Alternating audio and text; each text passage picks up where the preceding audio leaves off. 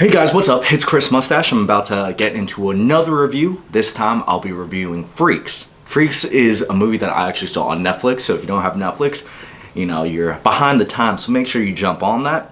And Freaks is a movie that's about a 7-year-old girl named Chloe who has been locked away in her house for most of her life, told that the outside is dangerous.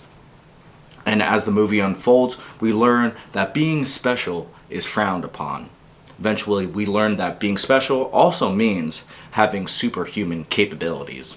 So this film is a unique take on the superhero genre.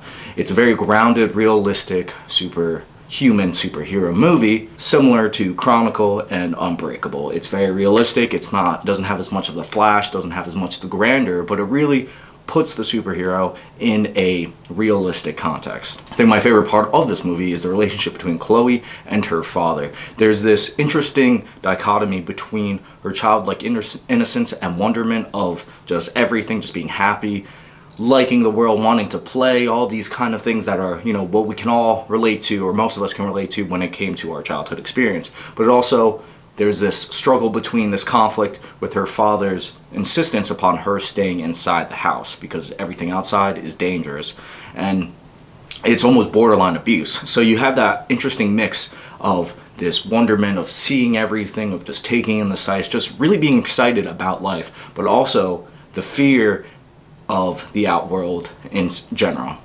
The outworld, the outside in general. And that kind of relationship reminded me a lot of Room. So if you haven't seen Room, that's also a great film. And it's similar vibes where it's son and his mother that are locked inside, and it's sort of the same idea, but it's a different take. There's a different reason why they're in there, but the relationship that they have is very similar. I liked how straightforward and simple this plot is. It's very easy for superhero movies to get very convoluted, or for any movie to get very convoluted, to get very caught up in trying to create this complex narrative, and it really loses sight on the straightforward plot. So this is what was great about this one. It was very straightforward. We know that Chloe, she wants to go outside, and that is her number one desire. Number two is to have a mother. So those two different things are what drives this movie forward. It's what propels it forward, and it keeps it simple and concise. It doesn't add any fluff, doesn't add anything to just give this film any excess fat. It really trims away at that and really focuses solely on Chloe and what she wants. I also liked that there were certain twists, and there are always twists in every movie, so this is not a spoiler or anything, but there are twists always involved in any movie. That's always a part of the interesting part about stories. There always has to be an element of mystery. You can't know everything. You can't know what the ending is going to be. If you do, then it sort of ruins the fun. Or they're sort of hinting at it and they slowly bring it up. But in this film, it was great because those twists in the plot didn't feel like they were just thrown at us. It didn't feel like they were just like, oh, now they're aliens, like certain movies like Indiana Jones. They kept to what they set out with the bedrock that they put forward into this movie, so you could already see the clues to what was going to happen later on. So in terms of writing, my biggest problem with this film was that the theme that they were trying to get at, even the title of the film, Freaks, is so heavily articulated in the characters' dialogue that it feels like that the writers are really trying to force me to understand that idea, which they already established very well in the first act. They didn't really need to start, keep building on it in the second act. They really just hammered it too hard. Felt like I was being spoon-fed the ideas that they were setting forth. And I think that's always a struggle for many other filmmakers, other films, that there's that balance between being too obvious and being too subtle. And then I think this film was a little bit too obvious with that theme, where it made it so that the characters didn't feel as organic, that the dialogue that they were given didn't feel like it was something that came from within themselves. It was obvious that the writers sort of had this mysterious hand and got them to do exactly what they wanted.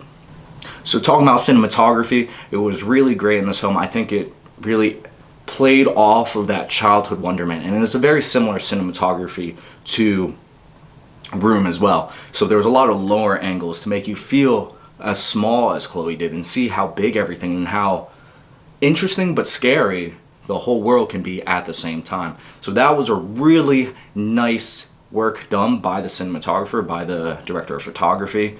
There was a lot of handheld shots, so that was good. That always adds that sense of realism to it, because like I said, this movie is very grounded, very realistic. So we didn't really need these like grand crane shots.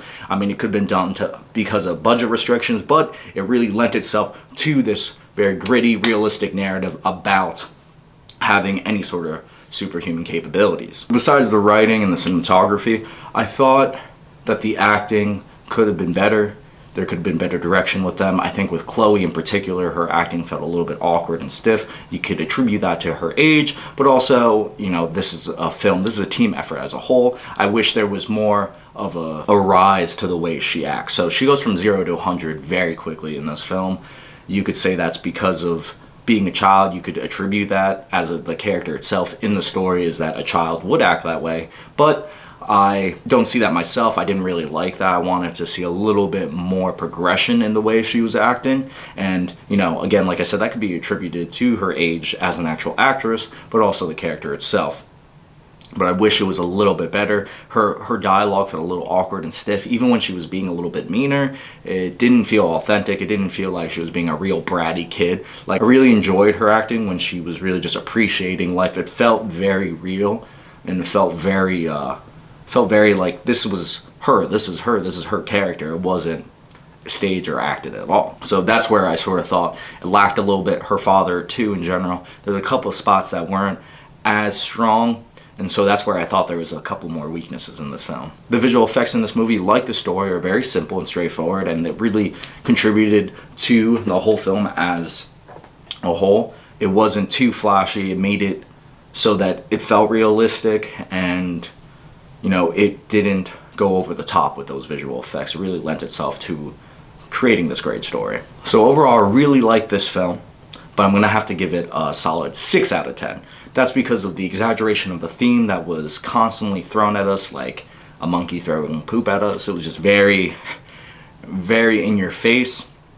And some of the writing, some of the acting were a little bit weak. So again, that's why I'm giving it a 6 out of 10. I would highly recommend this movie to anyone who is in the mood for this genre, for something that's sort of superhuman, supernatural, fantastical, but has other elements, other realistic elements that create that unique flavor. If you've watched a movie like Chronicle or Unbreakable and you want to watch something that's similar in that vein, I would totally give this a shot. Even if you like the movie Room, I think that also is a part of this, you know, would pair well with this film. And if you guys have Netflix, make sure you check it out on there, and that's where I saw it. And I'll see you guys next time.